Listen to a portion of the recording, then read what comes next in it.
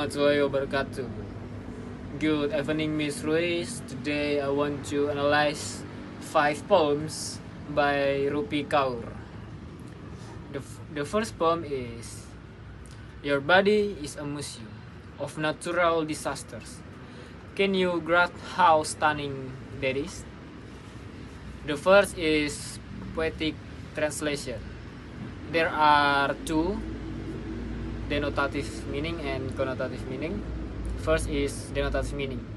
Your body is a museum filled with nature, and you hold on tight to enjoy how amazing it. Connotative. Your body holds a lot of suffering and pain, but with a full of wounds, you still survive. All those wounds make you look amazing. Next is imagery. Your body is a natural. Your body.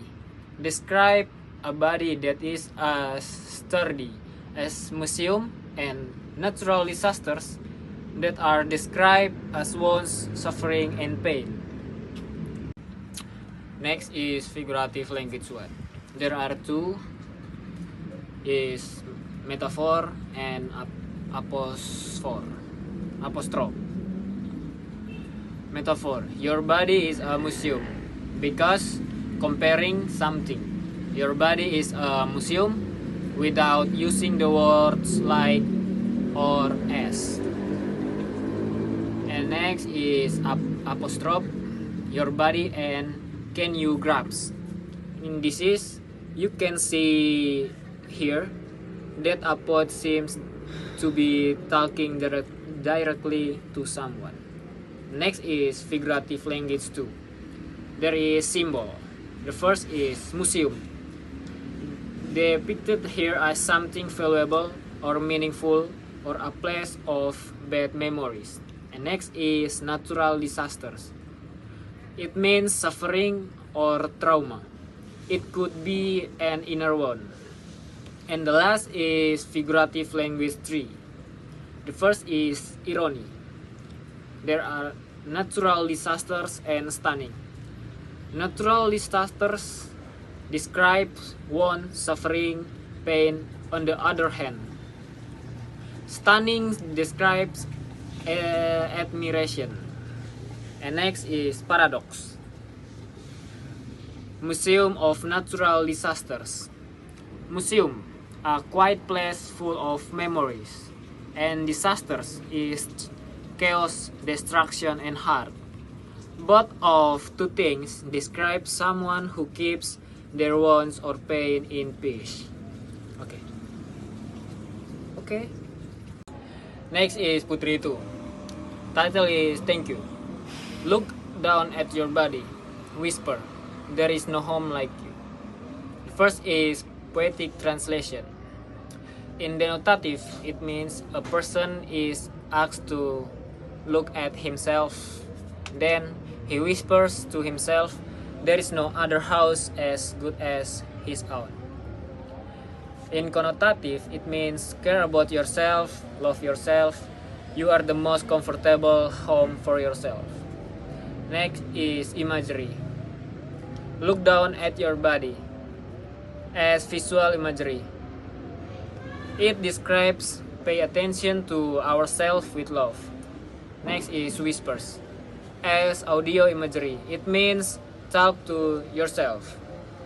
Next is figurative language 1. There are 2. First is metaphor. There is home like you, because comparing something, you as a human and home as a thing. Next is apostrophe. Look down at your body. This poem seems to be talking to itself. In figurative language 2, there are any symbols. First is body. It describes about yourself. And second is whispers. Whisper here. Symbols are a form of attention and tenderness towards oneself. And last is home. Home, the meaning of home in the context of this poem is a comfortable place within oneself. There is no figurative language 3 in this poem. In the poetry 3, the title is "There is nothing purer than that." The world gives you so much pain, and here you are making gold out of it. By Rupi Kaur. The first is poetic translation. In denotative, the world gives you a lot of suffering, and here you make gold from it. But in connotative, it means the world gave you a lot of suffering and pain, but you made it work and worth it. There are imagery. First is visual imagery, making gold out of it.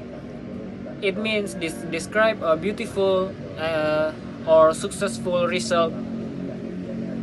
Next is emotional imagery. So much pain explains the many hardship, suffering, and pain experience. Also, figurative language 1. There is metaphor, and here you are making gold out of it. Someone who experiences a lot of suffering and pain turns it into something valuable. In figurative language 2, there is symbol gold. The meaning of word gold here contains the meaning of beautiful, valuable, and a good end result from the suffering experience. In figurative language 3, there is paradox. The world gives you so much pain. Also, and here you are making gold put of it. Logically, pain produces suffering, not gold or anything valuable. But in this context, pain is life experience that leads to success or something beautiful. Okay. Putih 4. In poetry 4, the title is Ghosts. They live and act like it never happened. They come back and act like they never left. By Rupi Kaur. First is poetic translation. In denotative meaning, it means they live and act like it never happened. They come back and act like they never left. But in connotative meaning, some people live without explanation and leave scars, as if the relationship meant nothing. Then they come back as if they never hurt you. There's no imagery. And next we are moved to figurative language 1. There is apostrophe. Using apostrophe because in this poem using apostrophe because from the narrative of the poem we can see that the poet appears to be talking directly to someone. In figurative language 2, symbol the ghost is described as someone who simply disappears without explanation and returns as if nothing happened. In figurative language 3,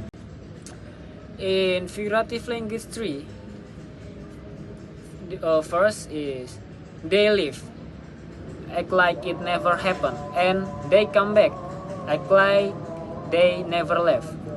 Here, there are two actions. It describes as someone who live but return as if nothing happened. Those are two opposite things. Udah. In the last poetry by Rupi Kaur, if you are not enough for yourself, you will never be enough for someone else. First is poetic translation. In connotative, it means if you are not enough for yourself, you will never be enough for someone else. But in connotative, it means love and make yourself valuable first before loving others. In this poem, there's no imagery. Now we move to figurative language one. There is metaphor, not enough for yourself and never be enough for someone else. In this context, perhaps it means comparing yourself to others. Also, there is no figurative language in this poem. We are moved to figurative language 3. There is paradox. If you are not enough for yourself, and you will never be enough for someone else. In this context, explain the contradiction between loving yourself and loving others. If you want to love someone, you must love yourself first. That's all from me. Thank you.